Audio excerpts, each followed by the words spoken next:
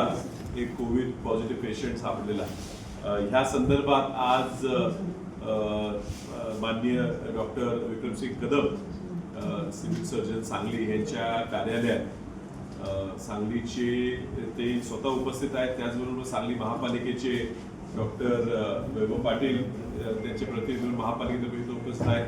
जिल्हा परिषद मार्फत DHO डॉक्टर वाघ साहेब या ठिकाणी उपस्थित आहेत आणि डीन म्हणजे आपल्या जे मेडिकल कॉलेज आहे जी सांगली आणि मिरज दोन्ही सिव्हिल हॉस्पिटलची जबाबदारी त्याचप्रमाणे तासगावची जबाबदारी त्यांच्यावर आहे डॉक्टर गुरव साहेब व त्यांचे सर्व सहकारी पेशंट असतील व त्यांचे सर्व सहकारी या ठिकाणी उपस्थित होते.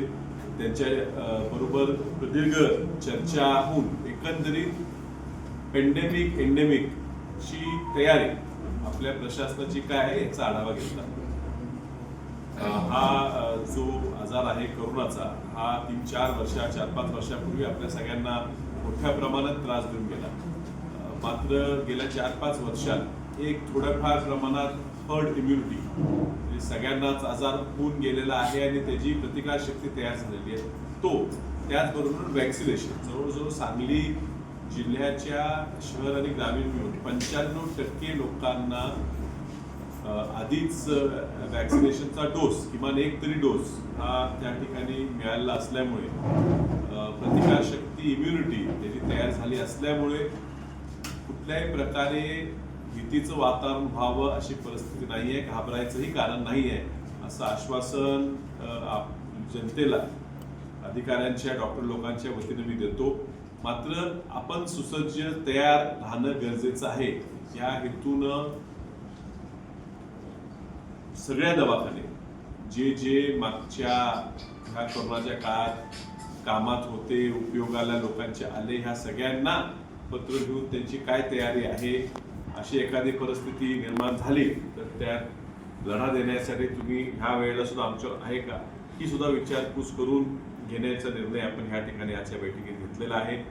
प्रत्येक दवाखान्यात किती ऑक्सिजन बेड उपलब्ध आहेत शासकीय दवाखाना असतील नाही तर खाजगीत असतील त्याची माहिती घेऊन कुठल्या परिस्थितीत आपल्याला आणखी पुढचा पाऊल उचलावं लागेल हे सुद्धा आपण टाइमलाईन्स आणि स्टेजेस ठरवून घेतलेले आहेत. ही व्यवस्था निर्माण करत असताना सगळ्या विभागाच्या लोकांचं एकंदरीत कोऑर्डिनेशन राहावं ह्यासाठी सुद्धा ही मीटिंग होती. त्यामुळे जिल्हा परिषद असेल राज्य प्रशासन मेडिकल खातं असेल जिल्हा परिषद आहे महापालिका आहे ह्या आणि मेडिकल कॉलेज या सगळ्या चौघांचं ह्या ठिकाणी कोऑर्डिनेशन राहावं आणि खाजगी दवाखान्यात सुद्धा कोऑर्डिनेशन राहावं. ऑक्सिजनची उपलब्ध आहे का, ऑक्सिजनची किती मशीन्स आहेत, लिक्विड ऑक्सिजनचे किती प्लांट आहेत, लिक्विड ऑक्सिजनवर चालणारे किती ऑक्सिजनेटेड बेड्स आहेत, व्हेंटिलेटरची संख्या किती आहे, ते व्हेंटिलेटर किती उपलब्ध आहे या सगळ्या संख्या आपण या ठिकाणी आजमावून तपासून घेतलेली आहे. तर ऑक्सिजनेट बेडची थोडी सुद्धा कमतरता आत्ता तरी आपल्या सांगली जिल्ह्यात दिसत नाही त्यामुळे घाबरायचं कारण नाही. व्हेंटिलेटरची मात्र काही ठिकाणी थोडेफार व्हेंटिलेटर कमी पडत असतील तर ती सुद्धा उपलब्ध करता येईल का, करायची गरज लागेल का त्याचाही विचार या ठिकाणी आपण करू आणि राज्य आणि केंद्र पातळीवर त्याचा पाठपुरावा आपण करायचा निर्णय या ठिकाणी झालेला आहे.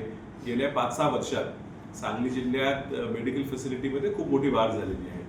दवाखाने नवीन मंजूर झालेले आहेत, नवीन तयार होत आहेत. सांगलीला सुद्धा 200 बेडचा नवीन दवाखाना मंजूर आहे. त्याचं कदाचित टेंडरिंग थोडाफार मागे राहिलेलं आहे, तोही लवकरच मंजूर होईल. तासगावला सुद्धा आता नवीन हॉस्पिटल बांधायचं टेंडर मंजूर झालेलं आहे, तिथं नवीन काम सुरू झालेलं आहे. महापालिका सुद्धा मोठ्या प्रमाणात PHC वाढवायसाठी त्यांना मधल्या काळात निधी मिळाला आणि तो त्यांनी प्राथमिक आरोग्य केंद्रांची वाढ केलेली आहे. जिल्हा परिषद मार्फत कुठले दवाखाने बांधले अर्बन HWC सुद्धा जिल्हा परिषद मार्फत या ठिकाणी मागच्या निधी प्राप्त झाला निश्चित तरी वाढ झालेली आहे. सिव्हिल हॉस्पिटलच्या एकंदरीत कामकाजाबद्दल सुद्धा आढावा घेण्यात आला. काही तक्रारी जनतेच्या माध्यमातून या ठिकाणी पोहोचल्या होत्या त्याचा सुद्धा आढावा घेत असताना डीन साहेबांची आम्ही चर्चा केली. दवाखान्यात औषधं उपलब्ध नाहीत ही तक्रार या ठिकाणी प्रकर्षाला पुढे आलेली आहे. त्याची ताबडतोब चौकशी करायची सुद्धा जबाबदारी घेतलेली आहे. कुठेतरी चतुर्थ श्रेणीचे जे कर्मचारी ह्या ठिकाणी लागतात त्यांची उपलब्धता नाही. जवळजवळ 250-300 पदं ह्या ठिकाणी रिक्त आहेत. ती सुद्धा लवकरात लवकर मंजूर करून घेऊन काम करायचं होतं, तर मंजुरी त्याची आलेली आहे.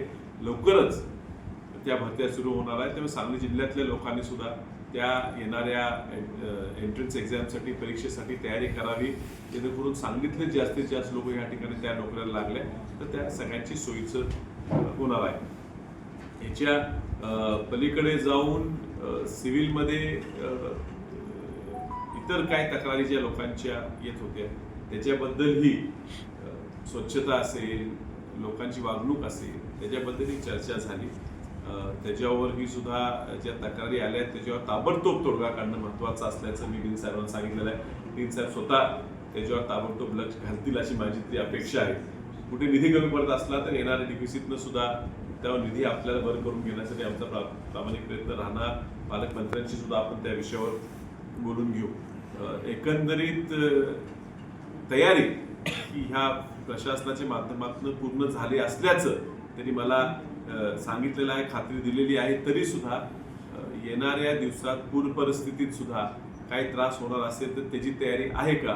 पुरात ग्रामीण भागातली लोक कुठे जाणार, शहरी भागातले लोक कुठे जाणार, पूर आला तर कुठली औषधं द्यावी लागणार, पुराच्या काळात होणारे रोगराई, कुठली रोगराई, त्याच्यावर काय पर्याय आहे, कुठली ते औषधं उपलब्ध आहेत का, त्याचा सुद्धा आढावा घेतलेला आहे. कुठे जी कमतरता आहे ती सुद्धा आत्ताच पूर्ण करून मागणी पूर्ण करून द्या, आपण सहकार्य करू, हे मी त्या ठिकाणी त्यांना आश्वासित केलेलं आहे. आणि जनतेनं कुठल्याही परिस्थितीत घाबरू नये. सध्या करोना असेल त्याचा जो प्रकार आहे, जे पेशंट आता सापडलेले आहेत ते खूप माइल्ड प्रकारचे आहेत.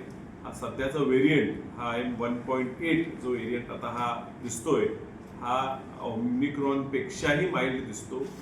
ह्याची जी लक्षणं आहेत ती सर्दी, खोकला होणं, ताप येणं, चव आणि वास हे थांबणं हे आहे. मात्र जरा सुद्धा आपल्याला 2 दिवसाच्या वर ताप आढळला तर लगेच तुम्ही खाजगी किंवा शासकीय दवाखान्यात लगेच तपासून घ्यावं. श्वास घ्यायला तुम्हाला जर अडथळा यायला लागला आणि तुम्हाला वाटायला लागलं की मला श्वास कमी व्हायला लागला, ऑक्सिमीटर घरात असला आणि त्याच्यावर सुद्धा 95-94च्या आत जर तुमचं ऑक्सिजनचं कॉन्सन्ट्रेशन दिसायला लागलं तर लगेच तुम्ही दवाखान्यात संपर्क साधा.